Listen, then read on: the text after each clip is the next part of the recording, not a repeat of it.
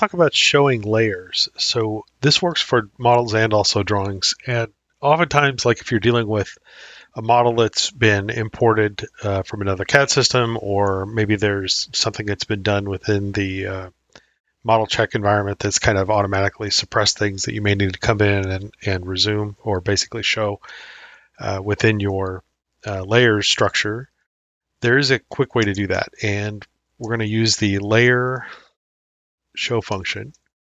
And in this particular case, it will automatically assume the active model, but you can also specify multiple models using a wildcard, or you can specify a specific model by name.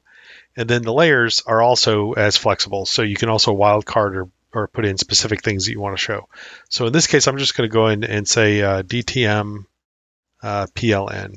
Okay, so we'll run this, and you'll notice that as we've executed that command, it's gone into this particular model that's active and resumed those. If we wanted to resume everything within all models for DTM PLN, like let's open up, let's see, what do we have, a speaker assembly here.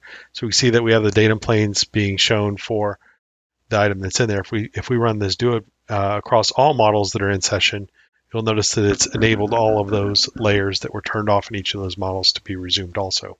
If you want to hit every model and every layer and turn everything on, you can just hit star and star for the layer names, and then everything will be turned on as a result. So that's basically how you use the function.